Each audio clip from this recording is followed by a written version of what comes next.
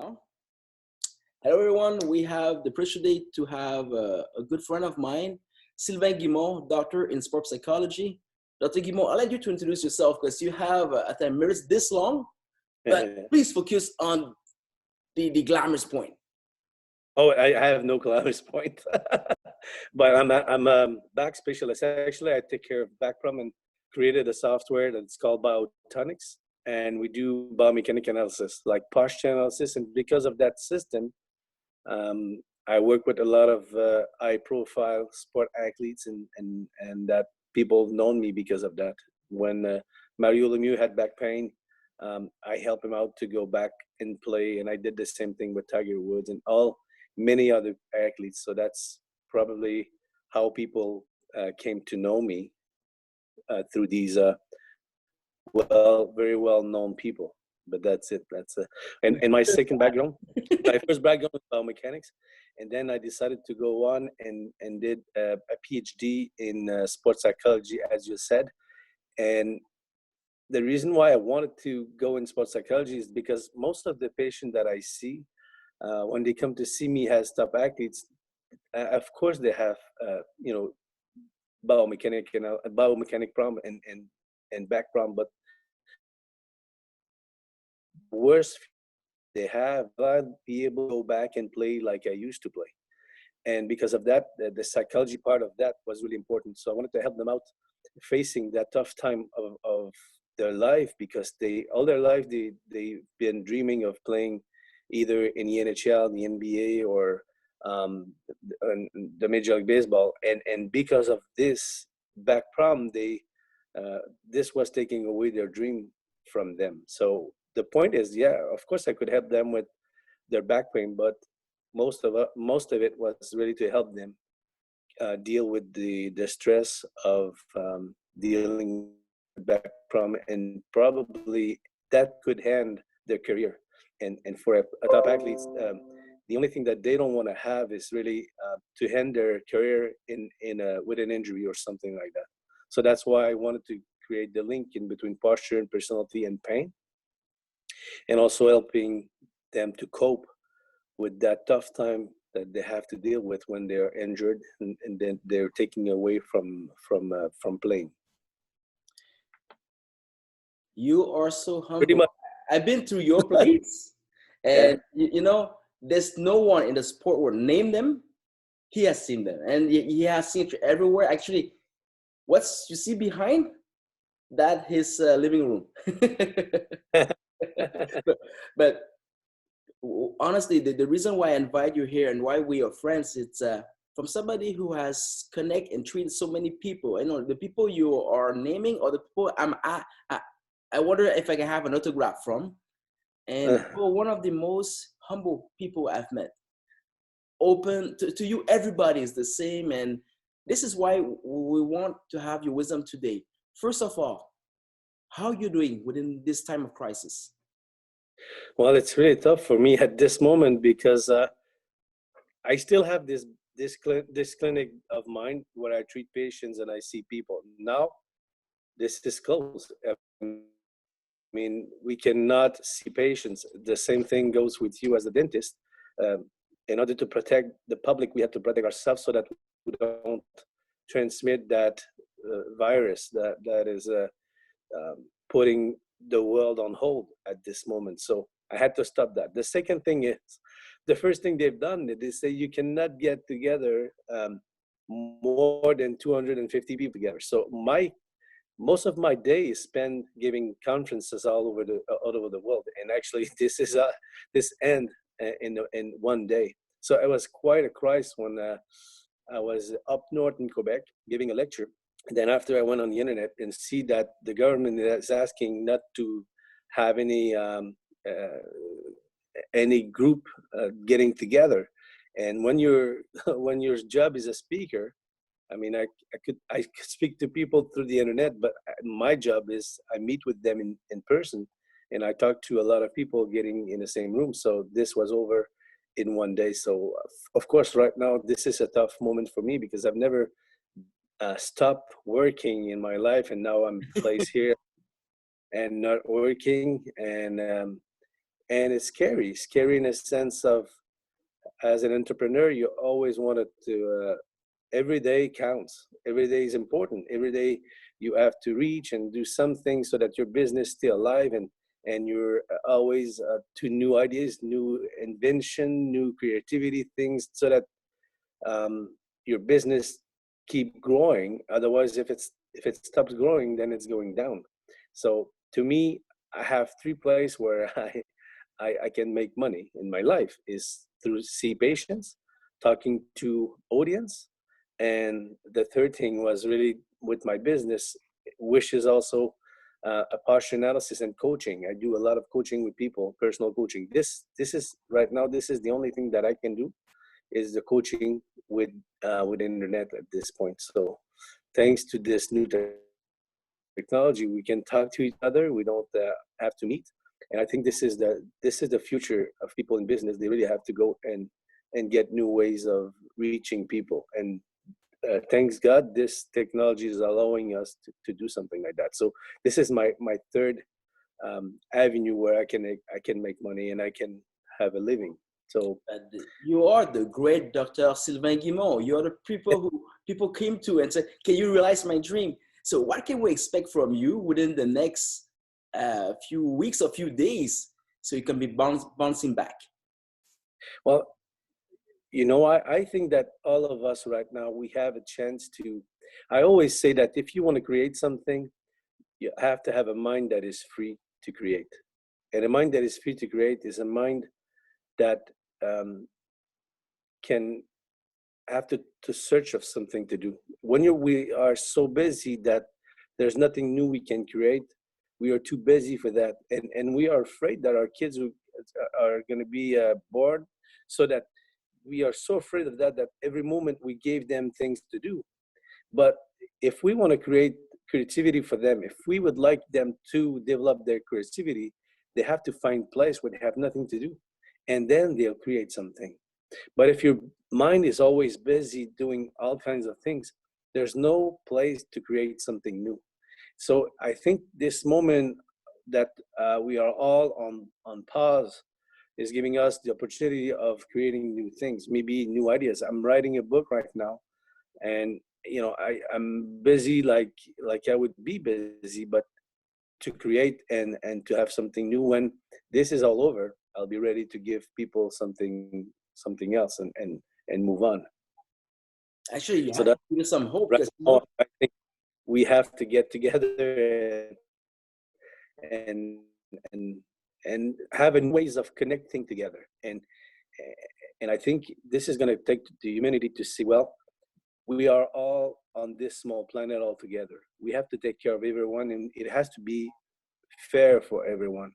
I think if we're going through this crisis now, it's because our world hasn't been fair for too long, and now we have to pay a price for that. We have to help everyone on this planet so that everyone has the same opportunity of having clean water, uh, having all kinds of new ways of doing things that the virus cannot spread. And we have to teach them how to do that. And it's through teaching that we're going to get out of this. There's nothing more important than knowledge and sharing knowledge.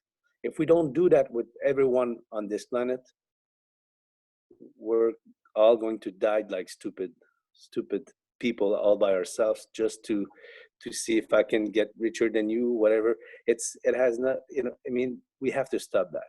We have to come up all together and helping those in need, and helping them have um, uh, helping them have a life that makes sense, helping them have a decent life. That's what everyone should have. I love you. I love you. You know what? Prior to this crisis, I was supposed to get with you and see, okay, how we can help people get being richer and being wealthier. And it's all about the mindset. And usually people are asking us, don't show us your victory. Show us when you were struggling. This is it. If you were looking at champions when they are down, when they are in pause, or when they are looking what to do, you just have a direct channel to the mindset of Sylvain Guimond. Right now, he's telling you the pause, do something with it, create something with it, and then expect something from it. If those are Yeah. your words, right? You know, Dr. Back, I always think that success is helping others. There's no success if you're not helping. If you want to make sure you're successful, you have to serve people. I always say, servir, c'est réussir pour s'accomplir. You know, if you look at the top of the pyramid of Maslow's pyramid, he says most important thing for a human being is the accomplishment. But there's no accomplishment all by myself. I only have accomplishment when I'm helping others to get higher and happier. And when I do that, it comes back to me 10 times more to what I give. So when you're asking, ask and you shall receive, I think this is false. You should say, well, I'll give and then I'll receive. It doesn't start with asking, it starts with giving. Giving, giving who you are, what you are, giving everything you have to make sure you're taking care of people. And then you won't be alone anymore. And then you'll have success. The success of someone is not measured by their wallet. Success of someone is measured by the people that you make a difference in their life. When people look back because the idea that you had, they can have some food on their table, then you have success. You have success in the amount of people that you're helping them having a better life. And because of that, your life's going to be better. Because I don't believe that in life there's punishment or there is rewards. I think there's only some consequences. If I do all kinds of things that are nice, well, the consequences are going to be nice to me. If I'm a if I'm a bullshit person, if I if if I do something wrong, well, the consequences are going to be wrong to me too. So I really believe that it doesn't mean money is only consequences of your act. The money will come if you're helping people, and then if you have money, please help people with that money. People are, we see that, you know, think that someone who has success, well, they probably stole that money from someone. This is the way we think. Well, you know what, this person is so rich, maybe there's something wrong behind that we don't know. Well, if you give someone that is a great person a lot of money, this person will do something really good with it. If you give money to someone who's not good, they're going to do something bad with it. So we're all inside of us. There's a part of us that is nice, and a part of it that is, some dark place, I guess. And we have to find that place where we all eliminate and we can help people. And I think this crisis is a way of seeing that, because it's so funny, Dr. Back. In 2001, in 9/11, I was there. I was in New York. I got to New York. I was working with the Rangers, the New York Rangers, and we got on September 10th in New York. And New York is a place where you have millions of people, but you feel you're all alone. You go out, you're all alone. No one is, talking to you. There's millions of people, but there's no place on this planet where you feel more alone than in New York.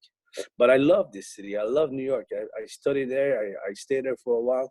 I love this place. But on the 10th, nobody was talking to each other. I mean, no one was helping. We were all doing our own business and minding our own business. Then, 8:45 in the morning, then the light went down where we were. We were at the Madison Square Garden.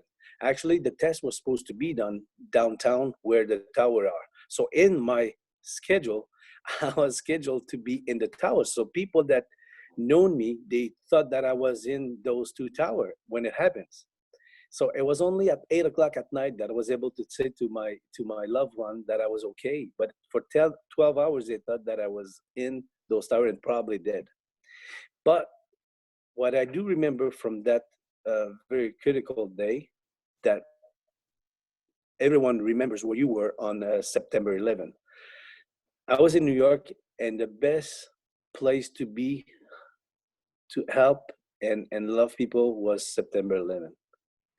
You would go in the street and everybody was helping each other. Everybody was talking to each other. You would help someone that you don't know. Everybody was helping each other. It was a nice place to be. We were all scared, but we knew that the only way for all of us to get out of that was to help each other. And on the 12th of September, that same, the morning after, it was very peaceful and a lot of people were helping each other. This is so crazy because in in the world crisis, there's two mention in that, and the Japanese are saying in a crisis there's danger and opportunity. And I think for us today, this is exactly what's happening. This crisis could either be a danger for our society, for every humankind, and it could also be a great opportunity to see what we've done wrong and how we can change this. And this is what you said just before about learning. Great athletes, what they have in common is they have a dream, and they have a mindset that will always bring solution to their problem, and that's why they reach the top. They reach the top because it's been tough. You can never succeed with something easy. You succeed when it's tough, and that's how you see the difference in between normal people to people that are champion. It's in the tough time that you can recognize people. It is in the tough time that you recognize how people are going to help each other. And I think this is a great moment for humankind to say, okay, now we can see this virus doesn't make any difference in between your sex, your color, where you live, just humankind. We're all the same. So my book that I'm writing right now, it's called La puissance des différences, the power in difference. The difference that we have, it's a power. Because if we are exactly the same, I cannot help you out. The thing that I'm help you is the way where we are different. And this difference can help really make a difference in our lives. But at the end of the day, when you look at all of that, the power is the difference that there's no difference. We're all the same. And the day that we'll see that and we make no difference between men and women, your sex orientation, your color, your religion, and that's why I'm saying there's this song of John Lennon that says, imagine. If you listen carefully to that song, this is where we have the solution of this problem. No, no country, no nothing, all together as one species, and that's what we are. Do you think And that was because of that, we take care of the nature to human and to animals, and respect. It's everything about respect, respecting the difference of others. do you think that with this crisis, this is your time to shine, to share that story with people, to inspire them to, yeah, take the time to help each other? And please, stuck on that mode, since we're all stuck home and we're looking for something to do other than Netflix, I think that this is your opportunity to take the main Yeah, stage and to share your story. but Dr. Bach, I don't know why I find it difficult to get online and say things that I just told you because who am I? Yeah, you're gonna love this. Yesterday, I was Do speaking you with know what? Max Who Nguyen. am, He's who teaching am I? at Harvard, and you know that Harvard is looking for people all around the world who like to give not a speech but just a lecture about how we could face this crisis. And if you want, I can connect you. It's what you just mentioned here about the 9/11. You know, I like to speak. I was speechless. You have to get the story out, and this is just a part of you. We have a 1 minute left on the program. If I like to ask you to close with a hope, what would that be? Love, That was easy. love. That's all. My nickname is Dr. Love, and there's only one way to get out of this is love and respect. Love for yourself, love for people around you. Tell them how much they're important to you because we're only here for a short period of time. And at the end of our life, only one thing left is your souvenir, what you've made on this planet. And you have to get out of here being um, happy of how many people you help. And right now, this is a great opportunity for all of us to help each other and see and helping each other means being respectful, treating people like they're $1,000,000, treating every single person you meet like, how can I get in your heart and in your head? Because the only thing I've done today with the 20 minutes you gave me was to get into your head and probably I hope in your heart. And if people share what we just done together, then I had success. The success is how many people this word that that we had together, we share, could it help people and lighting their heart? And if it does that, then then my life would be worthy. I think that people need you more than ever. Sylvain, this is all the time we have. Thank you so much for have shared with us and to have shared so openly. I'm pretty sure you'll be coming back. And the Harvard thing, it was a real thing. The one of the things is good about talking to people is everybody has resource, everybody has problems, and if you just ship them around, everything starts to solve itself. Dr. Back, then help me out and get the word out and do all of this for me, because I would be really I don't know, I would be really shy to say to Harvard University that I can talk to them. I mean, there's no way. I'm only Sylvain Guimond.